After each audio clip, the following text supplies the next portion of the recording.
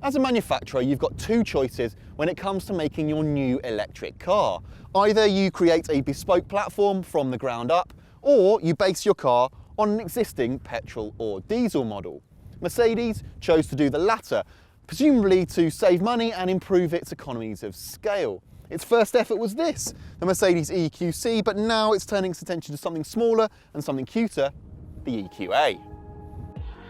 If you'd not guessed it already, the EQA is based on the petrol, diesel and plug-in hybrid powered GLA SUV.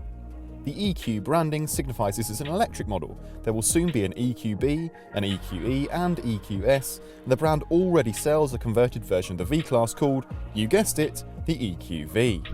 The EQA lineup is pretty simple and follows other models in the Merc range.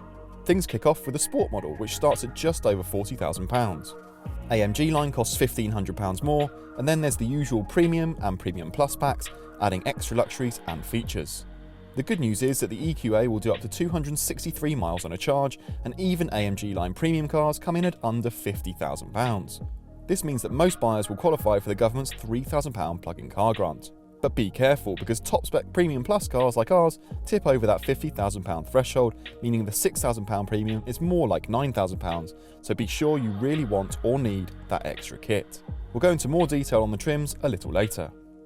Sitting the EQA alongside the EQC like we have here highlights some of the EQ-specific design language that's likely to feature across Mercedes' electric lineup before too long.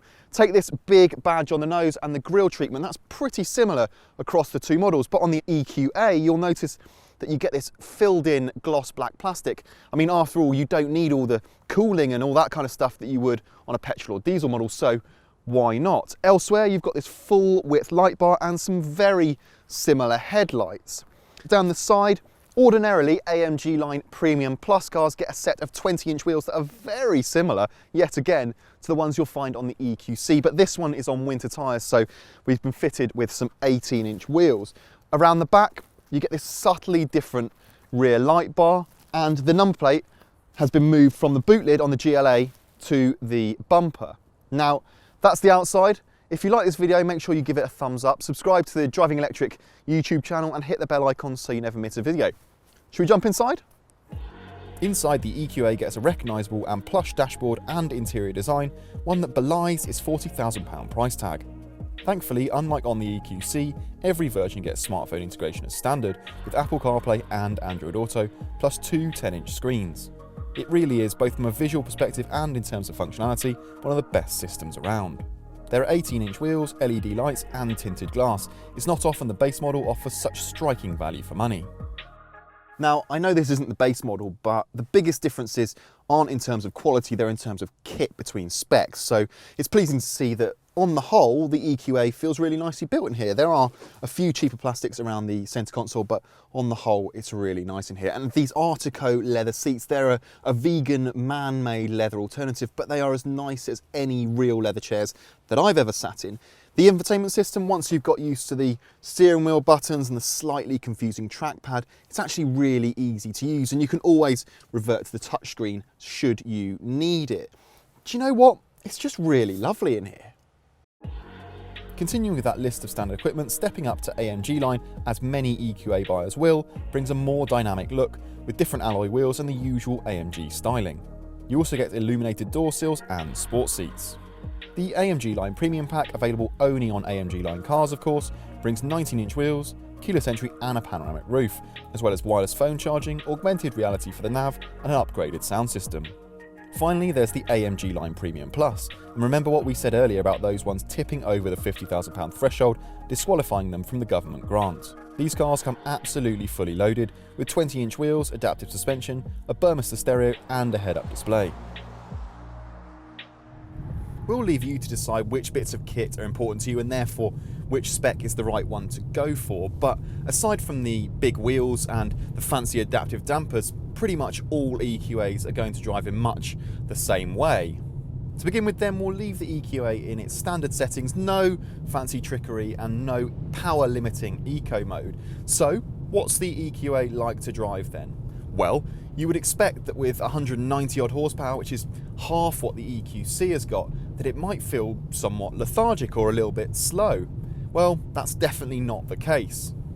It feels much lighter on its toes than the EQC. 0-62 miles an hour takes 8.9 seconds, and in reality, that instant torque means it feels so much faster than the numbers suggest. Much like the GLA on which it's based, the EQA feels a lot like a top-heavy A-Class, which is not necessarily a bad thing.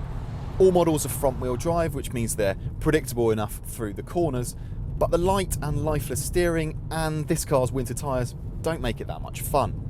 Like the EQC, refinement is a strong point, although there's no double glazing here, so you are more at the mercy of wind and road noise, especially on the motorway. But around town, it's so quiet, and it'll make even the quietest petrol engines seem pretty noisy.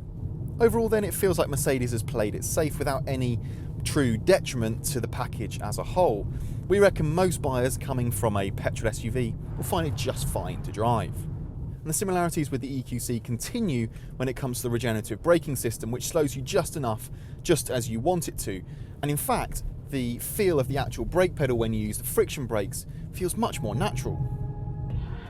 Of course, arguably the most important area for any electric car is range and charging. As we mentioned, the EQA will officially do as many as 263 miles on a charge, more even than its larger, more expensive EQC sibling, despite its smaller battery. That puts the EQA on par with the similarly sized Volvo XC40 P8 and ahead of other small electric SUVs like the DS3 Crossback E-Tense. But while it'll match the DS's charging speed, it falls short of the Volvo. The EQA will charge at up to 100 kilowatts, allowing for a 10 to 80% rapid charge in 30 minutes. Charging from a 7 kilowatt wall box takes a little under 11 hours, though officially the EQA will accept 3-phase 11 kilowatt charging if you have the means to do so. Topping up like this takes 7 hours and 15 minutes, while from a 3-pin plug it's more like 34 hours. You get cables for home and public charging as standard. Back here is surprisingly spacious for a car of this type. I'm just over 6 foot tall and there is plenty of knee room, and even with this car's panoramic sunroof there's enough headroom as well. Some of the scratchy plastics that you find in the front do find their way back here on the centre console and lower down on the doors, but overall everything you touch just feels nicely built. There's a single USB-C slot down there, and there's some Isofix and a central armrest with some cup holders.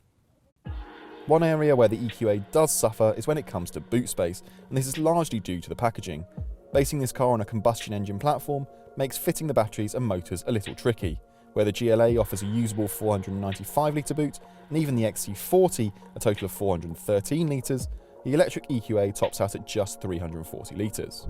You can fold the seats down, of course, opening up a more generous 1,320 litres measured up to the roof.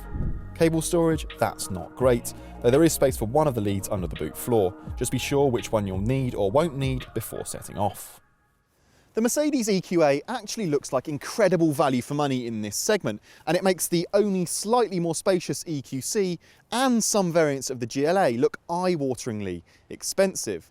Despite being based on a petrol car platform, the EQA blends space with a smooth electric motor and predictable driving manners to make this one of the most convincing electric crossovers to date. Head to DrivingElectric.com for all the latest electric and hybrid car advice, news and reviews, and check us out on Twitter, Facebook and Instagram. Finally, while you're here, make sure you hit the subscribe button on our YouTube channel and turn on notifications to ensure you never miss a video.